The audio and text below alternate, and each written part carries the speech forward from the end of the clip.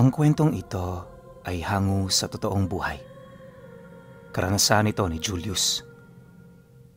Taong 1964, Baresbes, Ilocos Norte.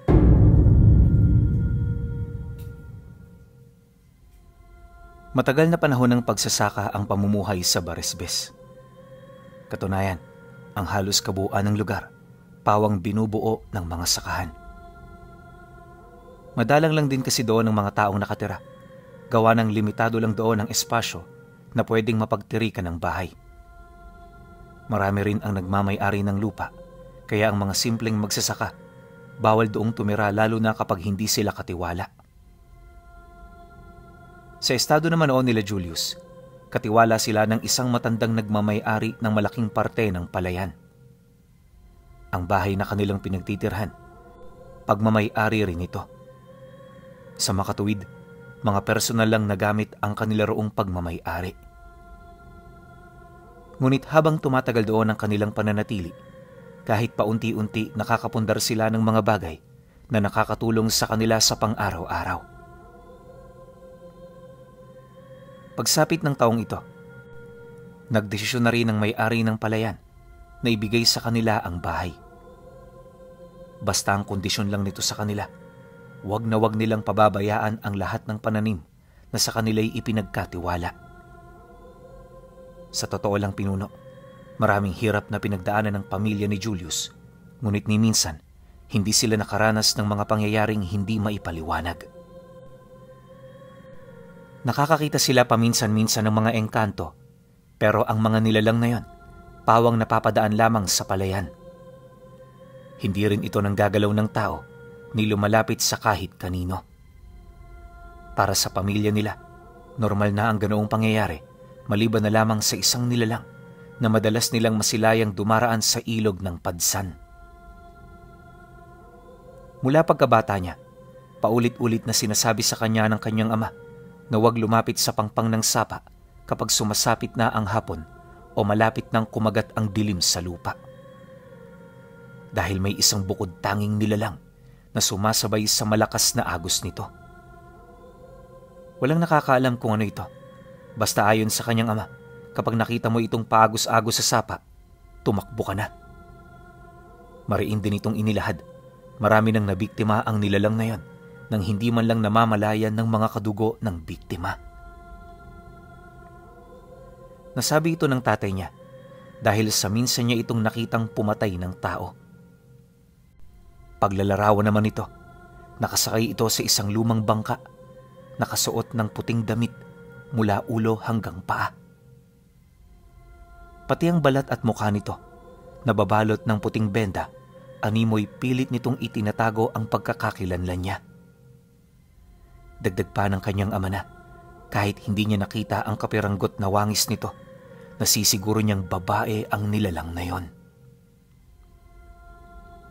Ayon pa rito, nasa sandaling na ibaling na nito sa iyo ang kanyang paningin, isang bagay na lang ang iyong magagawa at yun ay walang iba kundi ang kumaripas ng takbo papalayo. Sa sandali kasing hindi mo yun ginawa, aahon mula sa ilalim ng sapa ang isang nilalang na may katawan ng tao at ulo ng pugita. May daladala itong sibat na may nakapulupot na itim na lubid sa dulo ng armas nito. May hindi masukat na bilis ang nilalang na yon, kaya sa oras na kumilos ito, tiyak na ang kamatayan ng biktima.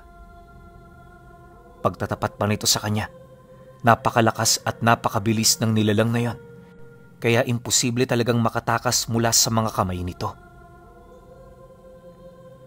Segundo lang din ang kinakailangan nito upang undayan ng saksak ang kanyang biktima at dalhin pabalik ng banga. Dahil sa ganoong istorya ng tatay niya, araw-araw iniiwasan talaga nilang mapadpad sa pangpang ng sapa. Kontento na rin silang tingnan nito mula sa malayo kapag wala silang ginagawa. Nga pala pinuno, may 2 palapag ang pamamahi nila. Malaki rin ang espasyo nito at merong isang malapad na bakuran.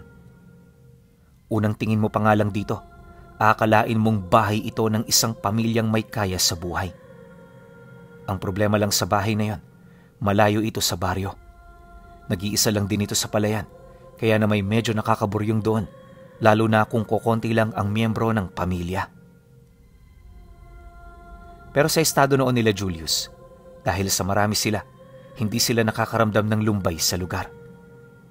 Mas tipo nga nila roong manatili dahil nagagawa nila roon ang kanilang gusto. Kompleto rin ang kanilang mga pangangailangan, kaya wala na talaga silang hahanapin pa.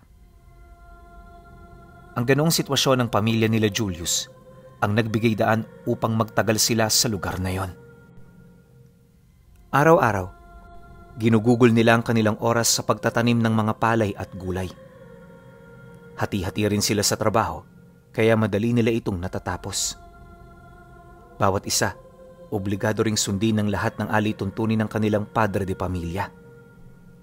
Ito rin kasi ang nagpapanatili ng kaayusan sa kanilang lahat upang hindi sila magkawatak-watak pagdating sa mga gawain. Sa totoo lang din pinuno, dahil sa dami ng kanilang trabaho, ni minsan hindi sumagi sa isipan nila na magkaroon sila ng problema. Kung tutuusin kasi, walang kahit ni isa sa kanilang sumusuway sa paalala ng kanilang ama. Ngunit dumating ang isang araw na may nangyaring hindi inaasahan. Habang nasa kasagsagan sila noon ng pag-aani, dumating ang kapatid ng may-ari ng palayan. Kasakasama nito ang buong pamilya, bitbit ang kanilang mga gamit. Siyempre, dahil sa kapatid ito ng may-ari, pumasok ito sa bahay nang hindi na kailangan pang humingi ng permiso sa kahit na sino sa kanila. Kinahapunan nun, nagulat na lamang sila Julius nang umuwi silang pinagsisilbihan na ito ng kanilang ina at mga kapatid. Pumwesto rin yon sa pinakamagandang kwarto ng bahay, kaya medyo nakaramdam sila ng galit habang dahan-dahan silang pumapasok ng pinto. Gayunpaman sa kabila nito, minarapat nilang maging mahinahon. Iniwasan din nilang magsalita hanggat hindi ito nakakausap ng kanilang padre de pamilya. Pagpasok naman ng kanilang ama, direkta nitong tinungo ang kinaroroonan ng kapatid ng kanilang amo. Nagpaalam na ako kay kuya. Pasensya ka na kung biglaan at hindi namin kayo naabisuhan. Masikip na kasi ang bahay namin dun sa baryo eh. Kaya nagpasya kaming dito na muna mamalagi habang inaayos pa to. 1 buwan lang naman kami rito, kaya sana maging maayos ang sitwasyon natin. Maganda pala ang simoy ng hangin dito, no? Hindi ko sukat akalain na sa ganito kalayong lugar may nagtatagong isang paraiso. Nang marinig ito ng kanilang ama, napangiti lang naman ito sabay sagot nito sa kapatid ng amo nila. Sinabi mo pa, Manong Doroy. Pero huwag kayo magpapalinlang sa ganda ng lugar na to, ha? Uunahan ko na kayo. Nakakapagod ang buhay dito. Walang libre. Kaya ano man ang pangangailangan ninyo, kailangan nyo itong paghirapan. Pero huwag kayong mag-alala. Nandirito naman ang mga anak ko. Utusan nyo lang sila kapag meron kayong ipapagawa. Matapos naman itong mailahad ang mga katagang yon, agad namang nagpasalamat ang lalaki sa kanila. Makalipas pa ang ilang minuto, masaya na rin nilang pinagsaluhan ang mga dala nitong pagkain. Dumaan pa ang mga araw, naging maayos naman ang kanilang pagsasama. Mabait ang kapatid ng amo nila, kaya madali nila itong napakisamahan. Ang kaso lang, medyo hindi nila tipo ang ugali ng mga anak nito. Yung panganay nitong lalaki, bukod sa suplado, hindi ito marunong mag-isip ng mga nararamdaman ng taong nakapalibot sa kanya. Basta kung ano ang nais niya, gagawin niya ito kahit may maapektuhan. Ang nakakagalit pa sa lahat, hindi ito tumutulong sa mga gawain. Buong araw itong nakahilata na para bang meron itong sariling alipin. Dahil sa ganun itong pag-uugali, nagpasya si Julius na bigyan ito ng leksyong hinding-hindi nito makakalimutan. At ang naisip nitong plano, dalhin ang anak nito sa pangpang ng sapa. Wala siyang balak na patayin ito. Ang nais niya lang talaga, takutin ito para magtanda. At para may isa katuparan ang ganun niyang binabalak, kailangan niya munang makipaglapit dito. Ayon sa kanya, na para lang magawa ito, kinakailangan niyang pagtiisan ng lahat ng mga utos nito sa kanya. Sa loob ng 1 buwan, naging sunod-sunuran siya nito hanggang sa napapansin niyang unti-unti na itong napapalapit sa kanya. Sa katagalan, napagtanto niyang hindi naman pala mahirap na makuha ang tiwala ng anak ng kapatid ng amo nila. Dahil dito, nagsimula na ang kanyang binabalak. Kahit gaano man kasi kabuti ang ipakita nito sa kanya, sadyang hindi niya kayang makalimutan ang mga nagawa nitong kasalanan. Hindi naglaon, nang dumating na ang araw na bunga ng kanyang paghihirap, agad naman niyang niyaya ang anak nito na tumungo sa sapa. Mag-alas 3 ng hapon sila roon pumunta, kaya hindi ito napansin ng kahit na sinong nasa bahay. Alam kasi niyang ito ang oras na abala ang lahat sa mga trabahong kinakailangan nilang gawin bago sumapit ang gabi. Habang binabagtas nila ang daan, panay naman ang kanilang pag-uusap ukol sa kanilang mga gagawin. Yung kasama niya, bakas sa mukha ang tuwa na animoy hindi na ito makapaghintay na magtampisaw sa sapa. Hinayaan lang naman niya ito hanggang sa marating na nila ang pangpang. Kagaya ng kasama niya, unang beses lang din niyang makalapit sa ilog, kaya habang pinagmamasdan niya ito, matinding kaba ang pilit na bumabalot sa katawan niya. Ngunit alang-alang sa kanyang plano, matapang niya itong sinabayan. Kagaya ng ginawa ng kanyang kaibigan, masaya siyang nagtampisaw sa pangpang. Nababahala man si Julius sa mga mangyayari, alam niyang kailangan niya itong ipagpatuloy kung hangad niyang maisakatuparan ang lahat ng kanyang mga pinaghirapan. Ilang minuto pa ang lumipas, habang abala ang kasama niya, agad naman siya roong nagpaalam. Ang naging palusot niya, dudumi siya. Siyempre, wala naman itong nagawa kundi ang sumang-ayon. Pagtango nito, dali-dali naman siyang umahon, sabay tungo sa kakahuyan na halos ilang metro ang layo sa pangpang. Mula roon, maigi niyang pinagmasdan ang paligid habang matyagang naghihintay sa maaaring mangyari. Pagbaling niya ng kanyang tingin sa kasama niya, nakita niya itong masayang-masaya habang lumalangoy sa sapa.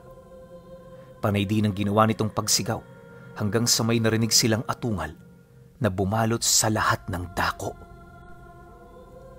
Hindi nila mawari kung saan ito nagmula, kaya ilang minuto rin silang natigilan para mahanap ang bagay na pinagmula ng tunog. Sa pagpapatuloy naman ng kanyang pagmamasid, dito na siya nakaramdam ng matinding pagkasindak sa katawan. Sigaw siya ng sigaw noon sa kanyang kasama pero tila bang hindi siya nito naririnig. Nakatayo lang ito sa mababaw na parte ng tubig, animoy meron itong hinihintay na dumating. Maya-maya pa, muli silang nakarinig ng himig kasabay ng dahan-dahang pag-agos ng tubig sa sapa. Habang patagal ng patagal, unti-unti na niyang nasisilayan ang isang antigong bangka kung saan nakasakay ang babaeng nababalot sa puting kasuotan. Malayo pa lang nakaunat na ang mga bisig nito na parabang itinuturo ang anak ng kapatid ng kanilang amo. Sa puntong yun pinuno, nagpasya na si Julius na iligtas ito. Gustong-gusto niya itong lapitan para sana kalad ka rin papalayo, pero yung takot niya pinipigilan ng pagkilos ng katawan niya. Hindi lang yan, parang lantang gulay na rin ang kanyang binti, na halos hindi na niya maramdaman na meron siya nito. Dahil sa sitwasyong yun, wala siyang nagawa kundi pagmasdan ng paglapit ng babae sa kanyang kasama. Nung ilang metro na lang din ang layo nito, pansamantalang tumigil ang pag-agos ng tubig. Nanatili rin ang bangka kung saan ito naroon hanggang sa may nakita na siyang umaahong nilalang sa tabi nito. Sa isang iglap, dito niya nakita ang isang nilalang na may ulo ng pugita. Pag-ahon na pag-ahon ng sibat nito sa tubig, agad nitong inundayan ng saksak ang kasama niya na siya namang tumagos sa likod ng leeg nito. Hindi pa nakontento ang nilalang. Dinarag-darag niya pa ito sa kailaliman na animoy hinuhugasan. Maya-maya pa, pag-ahon ng labi nito, wala na itong kahit katiting na dugo sa katawan. Dilat na rin ang mata ng binata. Animoy hindi nito inaasahan ang agaran nitong pagpanaw. Matapos naman niya itong makita, agad naman itong isinakay sa bangka ng nilalang bago ito umusad papalayo. Habang binabaybay ng dalawa ang sapa, may mga himig siyang naririnig na nagmumula sa babaeng nakasakay sa banga. Kalaunan, nang makalayo na ito, naglaho na ito na parang bula. Yun na rin ang naging hudyat ng unti-unting pagdilim ng paligid. Pagbaba naman ng tensyon na kanyang naramdaman, nagmamadali naman siyang kumaripas ng takbo papalayo. Wala nang lingon-lingon pa, sa takot na baka makakita na naman siya ng kung ano. Ilang minuto pa ang lumipas. Pagdating naman niya sa bahay nila, agad naman niyang hinanap ang kanyang ama.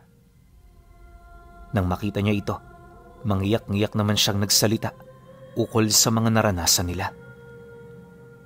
Sinabi na rin niya ang nangyari sa anak ng kapatid ng amo nila, kaya na may kahit gabi na, naglakas loob silang bumalik ng sapa.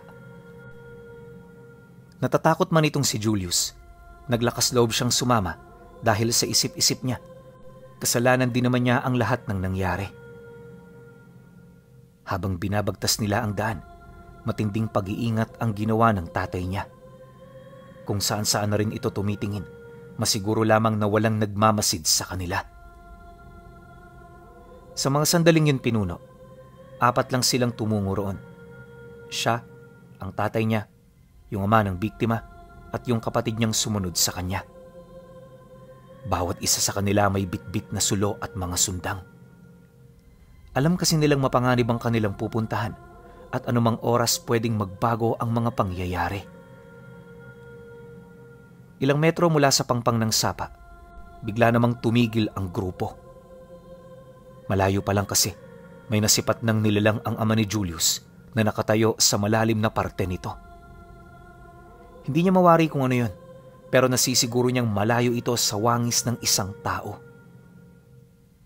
Maya-maya pa, nang masipat naman nila ang nilalang na tinutukoy nito, maging sila man hindi mawari kung saang lahi ito napapabilang. Malabo itong maging aswang dahil sa alam nilang hindi naman naglalagi sa sapa ang ganoong nilalang. Dala naman ng kuryosidad, kahit masama na ang kanilang kutob ukol dito, nagpatuloy sila sa paglalakad papalapit. Maya-maya pa, nang medyo malapit na sila sa pangpang, dali-dali naman silang napadapa sa lupa bilang pagtugon sa senyas ng kanyang ama. Mula rin sa lugar na yon, naging klaro na sa kanila ang wangis nito. Paglalarawan niya sa nilalang na kanilang nakita, 6 na talampakan ng taas nito. Meron itong napakaputing ulo, tapos sa mukha nito tanging bibig lang ang iyong makikita. Ang pang-ibaba naman itong katawan, kawangis ng unggoy, dahilan para mapagkamalan nito ng tatay niya bilang isang uri ng amumongo. Dahil dito, tila bang nakampante sila. Takot kasi ang mga amumongo sa apoy, kaya naniniwala silang hindi sila mahihirapan na yon ay itaboy. Hindi nagtagal, nang magkaroon na sila ng lakas ng loob para magpakita, dali-dali naman silang tumayo, sabay sugod patungo sa kinaroroonan nito. Subalit pagharap at pag-atungal sa kanila ng nilalang, nakumpirma ng tatay niya na malabo itong maging amumongo. Malayong-malayo sa ganoong nilalang ang wangis nito, at hindi rin kumbinsido ang tatay niya na isa itong uri ng engkanto. Pagtigil naman nila noon sa tabi ng sapa, mabilis naman itong sumugod sa kanila, kaya imbis na umatras pa, napilitan silang ito ay labanan.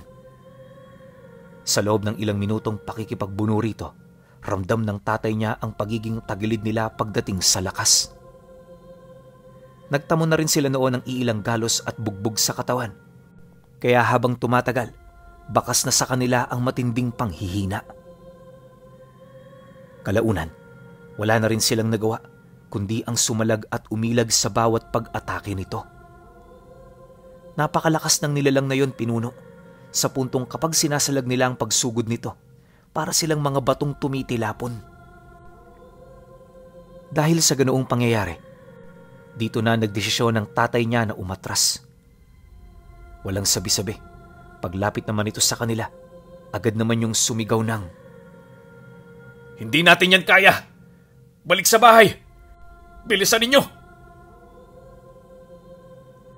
Nang marinig naman ito ng kapatid ng amo nila, napilitan na itong tumakbo papalayo. Taliwas sa sinabi ng kanyang ama, sumuot ito sa mga lugar na inaakala nitong magiging ligtas siya. Gustuhin man nila itong tulungan, alam nilang kinakailangan muna nilang unahin ang kanilang mga sarili. Pagkaripas naman nila ng takbo, sinundan ng nilalang na yon ang ama ng binatilyong nawawala. Habang unti-unti itong lumalayo sa kanila, sigaw ito ng sigaw dahil sa hindi ito nilulubayan ng nilalang. Pagdating naman nila sa bakuran ng bahay, lahat ng ingay sa paligid napalitan ng katahimikan. Nang makapasok na sila sa loob, tahimik naman silang sumilip sa labas upang maghanap ng senyales na kinaroroonan ng lalaki. Ang kaso lang, kalahating oras na ang lumipas, wala pa rin silang nakikita. Pagpatak naman ng 12:00 ng gabi, dito nila nakita ang nilalang sa sapa na dahan-dahang naglalakad sa gitnang bahagi ng palayan. Sa may bandang bibig nito, meron itong sakmal na kung anong bagay na hindi klaro sa kanilang paningin. Bagaman masama na ang kanilang naiisip ukol dito, iniwasan nilang magsalita ng kung ano. Basta ang ipinagdarasal nila noong mga sandaling yon, sana makita pa nila kinabukasan ang kasama nilang nawalay sa kanila. Pagputok naman ng bukang liwayway, lumakad ang kanyang ama patungo sa bahay ng may-ari ng lupang binabantayan nila. Magdadalawang oras din itong nagtagal sa baryo bago ito nakabalik sa kanila. Ayon dito, alam na ng amo nila ang mga nangyari, kaya asahan nilang darating ito maya-maya. Alam din nilang magdadala ito ng mga tauhan, kaya hanggat hindi pa ito dumarating, mas mainam na maghanda na sila ng makakain. Nang marinig naman nila Julius ang sinabi nito, agad naman nilang inilabas ang lahat ng meron sila. Hindi na sila noon nagtipid pa, gawa ng sa isip-isip nila, ito na lamang ang kanilang may aambag para sa gagawin ng grupo. Pagsapit naman ng 9:00 ng umaga, dumating nga ang pangkat nito. Binubuo ito ng 15 katao na pawang mga armado ng baril. Pagpasok naman ng mga ito sa bahay nila, agad naman yung kumalat sa paligid para magmasid. Habang pinag-uusapan naman nila ang mga nangyari, di naman ito maiwasang mapaisip. Siya noon, pinili talagang dumistansya sa dalawa upang hindi siya nito matanong. Natatakot din kasi siya, baka hindi nito paniwalaan ang magiging mga testamento niya. Kalahating oras pa ang lumipas, nang matapos na ang mga pinag-uusapan ng dalawa, dito na ito nagdesisyong tumungo sa sapa. Siyempre, isinama pa rin sila nito dahil sila lang din ang nakakaalam ukol sa kung saan sumuot ang nakalaban nilang nilalang. Habang binabaybay naman nila ang daan, dito na nagsimulang magsalita ang tatay niya ukol sa mga nalalaman nito. Ang kaso lang maging ito man, hindi na kumpirma kung anong nilalang ang binabangga nila. Dagdag pa nito na, sa mga sandaling yon, hindi mahalaga kung gaano sila karami. Hanggat hindi nila nalalaman ang pangontralaban sa kanilang kalaban, nananatiling mataas ang tsansa para matalo sila. Paulit-ulit din ito na paalala, kinakailangan nila doong magdoble ingat sa kadahilan ng di hamak na mas makapangyarihan sa nilalang na kanilang nakalaban, ang kasama ng babaeng nababalot ng puting kasuotan. Nang marinig naman ito ng may-ari ng palayan, agad naman yung napatanong ukol dito. Maging ito man kasi, aminadong walang kaide-ideya ukol sa mga nilalang na sinasabi niya. Pasensya na ho kayo at hindi ko ito nabanggit sa inyo. Natatakot din naman kasi ako na baka hindi niyo ako paniwalaan. Pero amo, matagal nang umiiral lang nilalang na yun dito sa lupa mo. Isa yan sa mga dahilan kung bakit wala gaanong taong napapadpad dito. Kahit magtanong pa ho kayo sa bayan, may mangilan-ngilan sa mga taga roon ang nakakaalam sa lihim na istorya ng sapa ng Padsan. Pagkarinig naman ng amo nila sa sinabi ng tatay niya, bahagya naman itong napatingin dito habang sumasagot ng, Ganun ba? Makikita natin yan maya-maya. Huwag kang mag-alala. Meron tayo ritong mga kasama na may alam sa lihim na karunungan. Kung hindi talaga natin yan maiiwasan, sila ang ating pakikilusin. Pagkasambit naman ito ng mga kataga, medyo napanatag sila. Alam naman kasi nila kung gaano kalakas ang isang taong nagtatangan ng lihim na karunungan. Pagkaraan pa ng ilang minutong paglalakad, bahagya namang napatigil ang kanilang pangkat nang may nakita silang kalahating katawan ng baboy na nakasabit sa isang sanga ng patay na puno. Pagsilay dito ng mga tauhan ng amo nila na may alam sa lihim na karunungan, agad naman yung nag-usal hanggang sa mapansin nila ang unti-unting pag-iba ng labi na kanilang nakita. Kung kanina baboy ito, pagkurap ng kanilang mga mata, nakita nila ang muka at kalahati ng katawan ng kapatid ng amo nila. Sa sobrang tindi ng pinsalang tinamo nito, halos hindi nila maisip kung ano ang nangyari rito. Matapos naman nila itong masilayan, dali-dali naman nila itong binaba. Diretso rin nila itong dinala sa baryo upang ipagbigay alam sa kanilang mga kadugo ang nangyari rito. Matapos naman nila itong gawin, nagpasya ang kanilang amo na hanapin ang nilalang. Ayon dito, hindi nito palalampasin ang mga nangyari, kaya pipilitin nilang hanapin ang salarin. At para magawa ito, kailangan nila roong dumayo ng 10 oras. Dagdag pa nito na susubukan niyang suhulan ang iba pang antingero sa baryo para makadagdag sa kanilang puwersa. Nang marinig naman ito ng tatay niya, di naman ito nagdalawang isip na sumang-ayon. Sa mga sandali kasing yan, alam nilang walang puwang ang pagtutol sa anumang desisyon. Pagtungtong ng dapit hapon, matyaga naghintay ang grupo ng amo nila sa kanilang bahay. Habang dumidilim, isa-isa ring dumarating ang mga antingerong nasuhulan nito. Pagtungtong ng 6:00, nasa humigit 20 katao na ang nakatipon doon. Napakalaking grupo na noon ayon kay Julius, kaya nung umusad sila, lahat ng kanyang kaba nawala na lang bigla. Inakala niya kasi na sa pamamagitan ng dami nila, wala nang maglalakas loob na humarang sa kanilang daraanan. Ang kaso lang, nung marating nila ang pangpang, nakita na naman nila yung nilalang na sumugod sa kanila noong nagdaang gabi. Kagaya ng una nila itong makita, nadatnan nila itong umiinom ng tubig sa sapa. Pagsilay naman ito sa grupo nila, bigla naman yung umatungal habang dahan-dahang humaharap. Nang mapansin naman itong hindi nasisindak ang kanilang pangkat, dito na ito nagdesisyong sumugod. Siyempre, pagsilay naman doon ng mga antingero, agad naman itong sinalubong ang nilalang, bit-bit ang kanilang mga tabak. Halos ilang minuto rin nila itong pinagtulungan hanggang sa mapilitan na itong mapaatras. Maya-maya pa, nang maputol na nila ang kaliwang braso nito, inakala na nilang tatakbo yun papalayo. Ngunit sa halip na kumaripas ng takbo, nasipat nila itong bumalik sa sapa. Sa puntong yun, di naman nila maiwasang mapahinto, gawa ng kapansin-pansin ng biglaang pagiging maligalig ng tubig. Maya-maya pa, laking gulat na lamang nila nang biglang umangat sa tubig yung nilalang na kinalaban nila.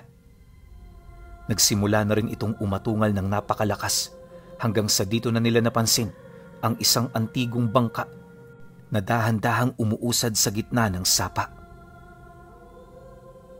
Sa ilalim namang bahagi ng nilalang, may nakita silang isang individual na nakatayo habang nakataas ang kanan nitong kamay. Makalipas pa ang ilang segundo, bigla naman itong itinulak papaitaas ang katawan ng nilalang na inundayan nito ng sibat. Dahil sa ginawa nito, agad naman yung bumagsak sa sapa kasabay ng pagkalat ng dugo nito sa tubig. Hindi na rin nakatayo pa ang nilalang, indikasyon na patay na ito. Matapos naman nila itong masilayan, di nila maiwasang maghanda dahil sa kakaibang presensya na biglang kumalat sa buong paligid. Hindi nagtagal, laking gulat na lamang nila nang bigla itong sumugod. Unang lapit nito sa mga kasamahan nilang antingero, nakapatay na yun doon ng 3. Dahil sa ganoong pangyayari, agad naman itong pinagtulungan ng mga antingero. Halos batuhin na nila ito ng lahat ng kanilang karga, ngunit kahit anong gawin nila tila bang hindi ito umuubra. Ang mas nakakabahala pa sa lahat ay nung masipat nila ng tatay niya na hindi man lang ito nagagalusan ng mga tabak na punong-puno ng pangontra. Nang mapagtanto naman nila ang tungkol dito, nagpasya ang tatay niya na lumayo sa grupo. Nagtago sila noon sa malalaking ugat ng puno na ilang metro lang din naman ang distansya mula sa lugar kung saan naglalaban ang mga antingero at nilalang. Kalahating oras pa ang lumipas, kitang-kita nila ang pagkalipol ng kanilang mga kasama. Yung amo nila noon, ilang minuto nang patay, habang ang iba naman naghihingalo na. Nang mapansin naman ito ng mga natira, sinubukan itong tumakbo para iligtas ang kanilang mga sarili.